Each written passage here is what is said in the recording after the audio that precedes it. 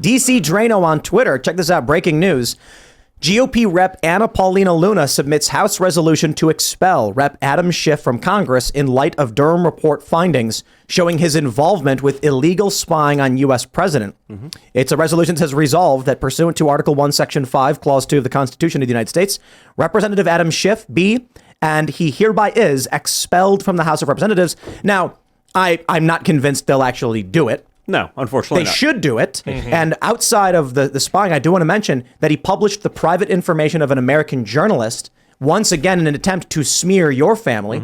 But let's jump into this. Well, there's a lot more to it. I mean, the whole thing. I remember, I've done 50 hours of testimony before the various committees. House Intelligence, Senate Intelligence twice, House Judiciary.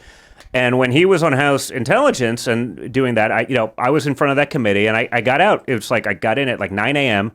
I think I got out at 7 p.m., 7:30. And I go and I was like, okay, guys, what happened today? And I'm looking at my Twitter at 7:30 at night. And it's like literally every bathroom break, there was a leak. Literally, like, this is what's going on in the room. And he's just out there. And it has to be him, right? Because like you've never met someone, the guy's never met a camera he didn't love. And they're more than, gleefully carry his nonsense. And I was just like, oh my God, like my lawyers weren't allowed to take their phones into the room, but he can go leak to people from the Intelligence Committee. I mean, these people shouldn't have classified, documentation. It's no different than like Swalwell, who was sleeping with a Chinese spy. It's perfectly natural to leave him on the Intelligence Committee. I'm like, I don't understand. But, that was going on. I was part of 3 of the big, the walls are closing in bombshells. You heard many of those, but 3 of the big ones were me. And one of them was that I had somehow gotten the Julian Assange emails or information, that Clinton emails before. But the reality is, like some random dude like DM'd them to me, I think it was, or emailed them to me, and just literally like spamming like possible Trump email accounts, and like it ended up in my inbox.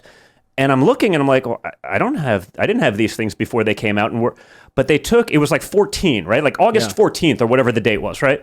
They just deleted the one in the email. So it looked like I had it on August 4th. Wow. It was released on like August 8th or August 10th.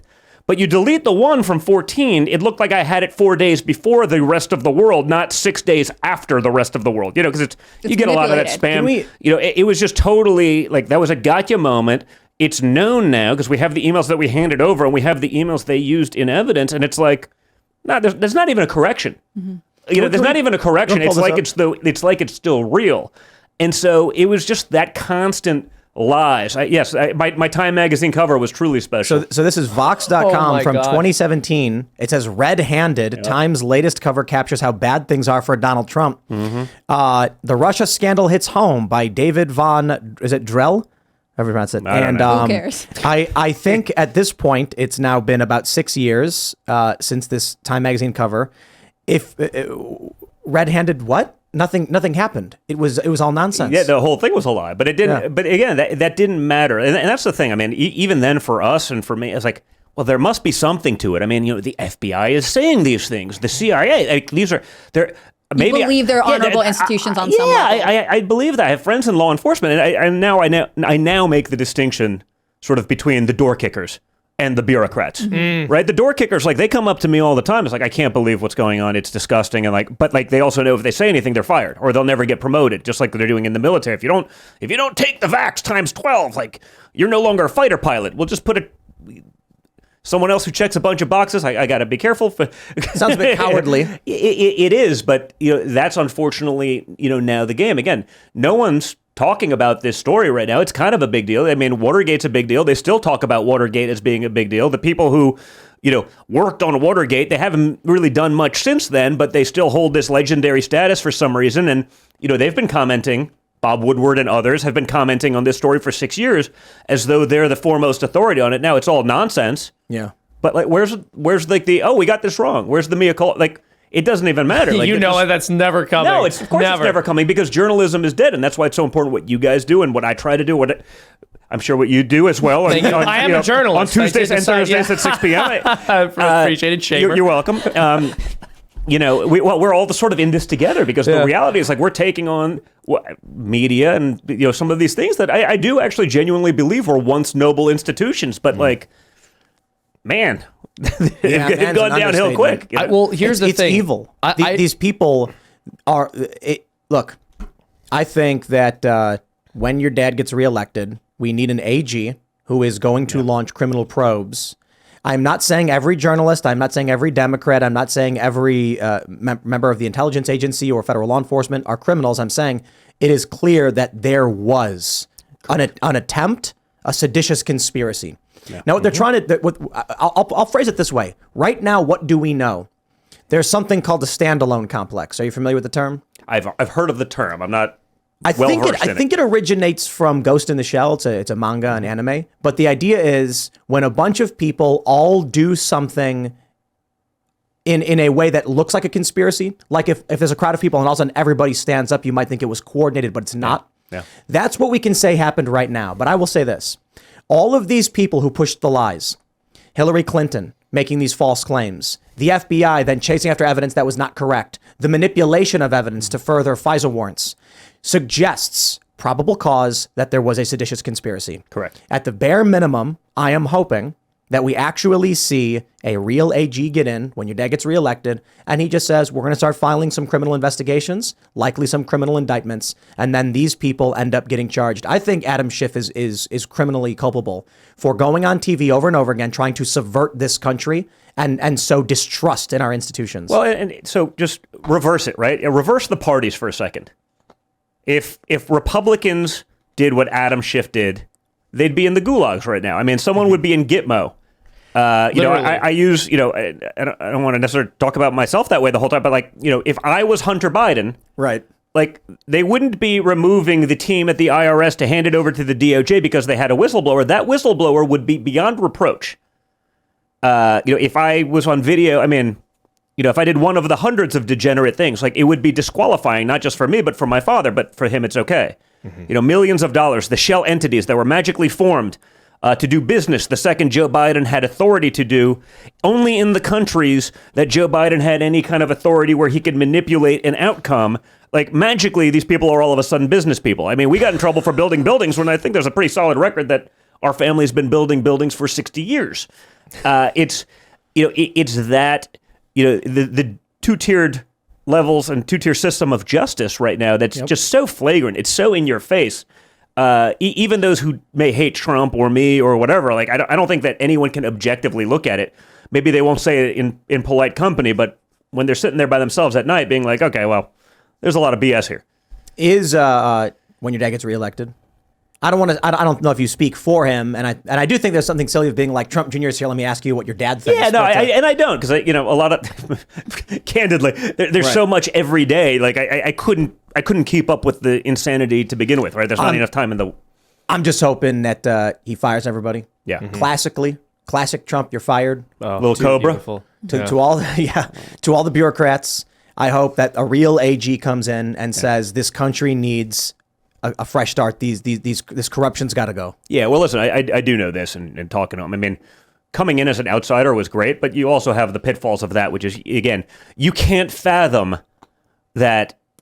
Honestly, even a Democrat politician at the time. Now we're everything's in hindsight, right? So it feels like we're so much obviously, Wuhan lab leak, right? Of course it was now I always believed that was the point of origin, but did we really think? Our health officials would literally subvert the health of the American people. They would we know that now, but at the time, you know what I mean?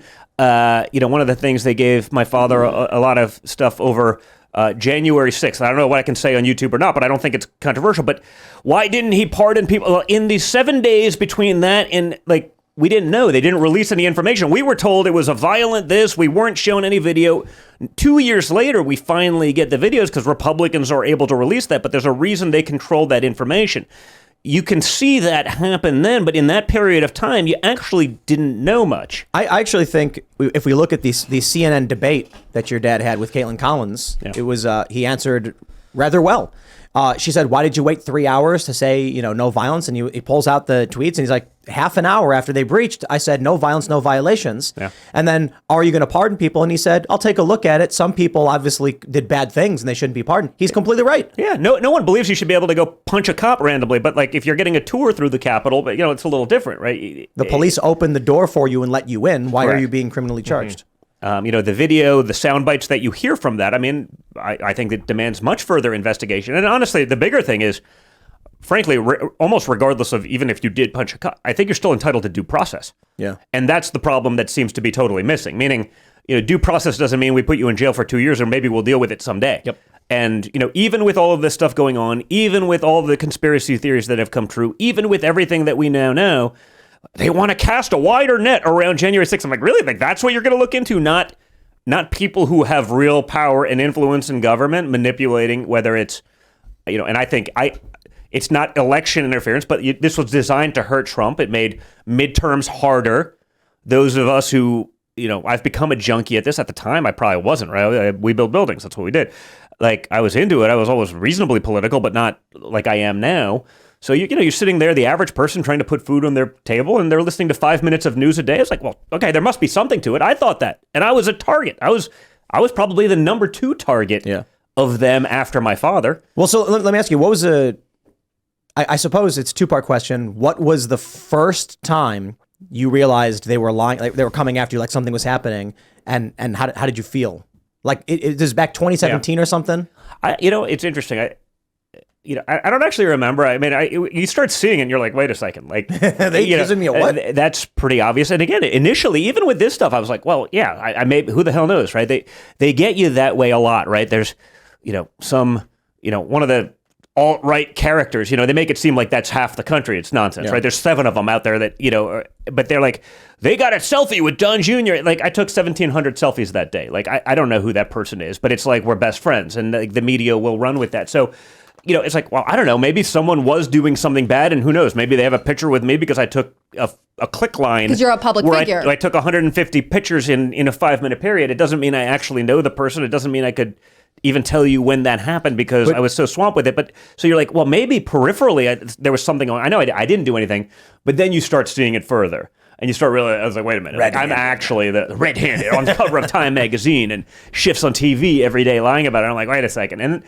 And again, then for better or worse, I guess, I have a little bit of the Trump gene, and that kicked in, and I was like, I'm not running from this. I'm just going to engage. Yeah. And my lawyers, man, my lawyers were not in love with me for a while when all that stuff happened. Like, the first time when that stuff happened, like, I got on TV that night, and they're like, you can't get on TV. Like, anything you say. I was like, dude, I'm not going to be called a traitor and take it. I don't care if this gets me into trouble telling the truth and being open. And I did it. I put out the DMs, like, I guess the DMs from WikiLeaks and Assange that I was like, here it is.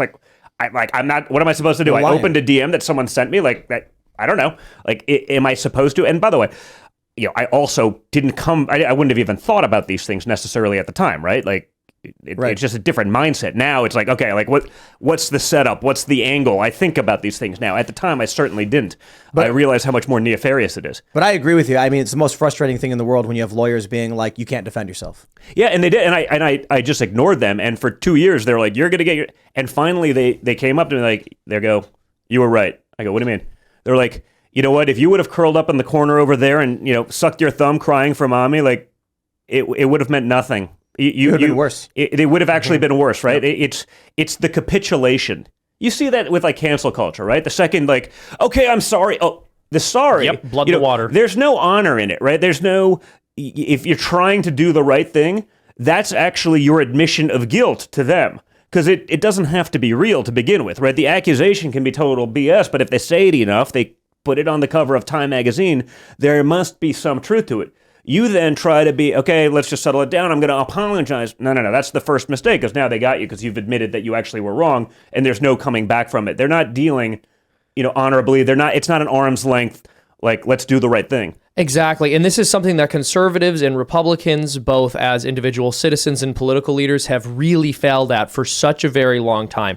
Left-wingers will come at you and say, you're a racist when you're trying to have a discussion on something like healthcare, welfare policy, border basic security, basic math, somewhere where it's completely irrelevant. And so often Republicans would respond to that, not by saying, all right, I'm going to completely disregard that non sequitur and continue the conversation about something of substance that we were actually discussing. They would go, no, I'm not racist. All of my best friends are black. I've never done anything that would ever offend anyone. Let me play by your rules.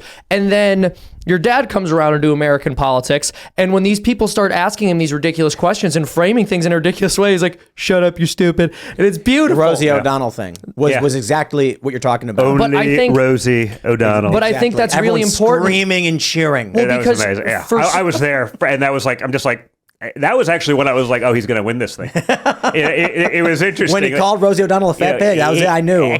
Well, it wasn't even when he did it. It was the reaction of the crowd. You know, it's interesting. Like, you know, the brash billionaire from New York City that lives in gilded Trump Tower. It's like, he still had that connection with regular people, and it was from, you know, being on construction sites a lot. Like, he didn't lock himself in an office all the time and like listen to the executives. He'd walk a construction site and talk, you know, with a guy that's putting up sheetrock. And it's like, well, do you ever think about this? This is how to get a little bit more ceiling height or whatever. And like, so he always had those kind of connections with those guys, and he just got it. And that's when I realized just how much he got it. And it was the reaction from those people. You notice when he did his opening speech, you know, June 16th, 2015, I only remember because it's my daughter's birthday, no one said anything about the Mexican rapist comments, because of course that's going on right now. We see that at levels like, you know, we've actually never seen before at the border of, you know, the Cartels, amount of coyotes, gangs. yeah, all of that stuff. Like, but everyone thinks that like that flared up that day. It wasn't. It was like 2 weeks later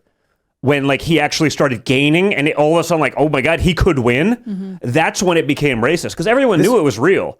So everyone thinks that it was like, that was the reaction to the speech. No. It was the reaction to the success of everything that he was doing about 2 weeks later when the outrage cycle started, and all of a sudden it became racist as opposed to just factually and if they could accurate. tar him with their number one slur, he's a racist, then perhaps that would undercut his success. And part of what was so hilarious about that is during Trump's campaign, they overused the word racism so much they had to move on to a new phrase. Right in 2016, after he got elected, they started calling everything white supremacist because the word racist didn't mean anything Did anymore. you guys see the stats last week? It was like Washington Post and New York Times, like 700% and 1,000% respectively since like 20. Yes. The use of the word, it's just, because it's just clickbait. And listen, I think social media is part of that, right? Like, and I'm not going to pretend I'm not guilty of some of these things, but like, you know, everything's to get that click, and you got to make it a little bit more inflammatory. Like, the problem with it is like, now, do I believe that racism still exists? Sure. I just don't think it's the cause of and solution for all of life's problems. Like, it's not.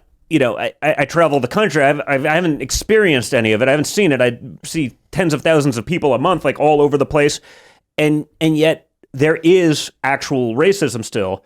But when everyone's branded a racist, when you're talking about economics or math and you're called a racist because that's like the easy button of the political left, it does a huge disservice to those who are actually afflicted by that, and that's not everyone. And if you know, I think what we're talking about right now, in more ways than just the racism issue, like every grievance they've screamed for 7 years at the top of their lungs, it's just falling on deaf ears at this point, and people are tired of it. Correct. Which does a disservice to the small fraction of people who are actually genuinely afflicted. You know what I mean? Or because you now when I get called, like, I don't even respond. Like, people are like, they said you're a racist. You know, they tried doing it to my brother last week. He's an anti-Semite. It's like, that's going to make you know, Thanksgiving really awkward with my sister who's Orthodox Jewish. Like, I'm like, what are you talking about? It doesn't matter. Yeah. Like, they can just say it. You know, well, you were near someone who once said this. I'm like, did I say it? Like, it's just, you disregard these people at this point, I suppose. When someone comes up to me and says something nonsensical, I'll be like, you're not a serious person. Exactly. Yeah. I mean, if they had any genuine concern for the groups of people for whom they claim to stand and who they claim to defend, then they would be really careful about the bombastic claims that they made in the media to everyone about groups of people that they didn't like or politicians they didn't like, because all they've done is discredit themselves over the past several years. So even if they were fighting for these supposedly marginalized groups, well, who would believe them when they offered up a solution anyway? You would, yeah. I mean, you made the point about serious people. You're right, but like, who at this point, who is a serious person when it comes to this stuff? Because like they're all doing it, right? It's not like there's a couple guys that are beyond reproach. Like, you know, the reality is, and maybe look, I think it's why they were so gleeful about Tucker, because he did take on both sides. He called out Republican establishment. You know, you saw the thing that was so frustrating for me as someone who's super anti this insane war in Ukraine, and just funding it in perpetuity to let people die. I mean, I love my father's answer on CNN Town Hall, but was like, the Republicans spoke to Politico or The Hill or some other leftist thing on condition of anonymity. Now that Tucker Carlson's no longer on Fox, we can gleefully continue to perpetuate the war in Ukraine without fear of reprisal from, I mean, like, wait, like, you're a Republican senator. You were elected to do this, despite what Mitch McConnell says when he's like, Republicans, it's their number one issue. Like, Mitch, I've spent a lot more time with real Republicans, like on the ground, and like, it's not a top 10 issue for almost any of them. But they're gleeful that they can continue to support an unpopular war with the people that elected them, because no one's going to actually be there calling them out because of the uni party or it's insane. I think one of the things they're very scared of when your dad was on with debating Caitlin Collins, he said he would end the war in Ukraine in a day. And we had been talking about that about a week or two before. And I said the same thing. I think he gets in there and he shuts the whole thing down. The issue is they don't want the war to stop. Nope. The war's profit. You know how much money they're making? Again, it's 130 million. The Pentagon misplaced 220 billion, right? Like, if you miss $6 on your taxes, right? They want to go after you if you over a $600 Venmo transaction, $601. The IRS is going to audit you with their 87,000 new agents. But the Pentagon can misplace $220 billion, and no one's even like, huh? I wonder where it went. It's just like, oh yeah, you know how much money that is? Like, but if they misplaced it, they had a good reason. You just have to trust them. Because I'm saying the reality is whatever the 130 is that we've publicly funded. We also didn't think. I did, because I just don't believe anything they say. But the average person also didn't believe that we had boots on the ground in Ukraine either, because it wasn't congressionally approved, and it certainly wouldn't be popular with the American people who, until Ukraine sort of became the new religion of the left, replacing, Lord Fauci and COVID as the religion and demigod of the left for the last few years. Like, the average American is not for these wars. They're trying to drum that back up, and it's because our generals, that's their retirement plan. We get on the board of Lockheed Martin. The way to keep that job is to continue to sell missiles. You don't continue to sell missiles if you're not actually using them, because and now we're depleting our stockpiles to do that, and that's everyone's get-rich-quick scheme when they retire. Thanks for watching this clip from the Timcast IRL podcast. Hang out with us live Monday through Friday at 8 p.m. and become a member over at timcast.com for uncensored, members-only shows exclusive. Thanks for hanging out, and we'll see you all next time.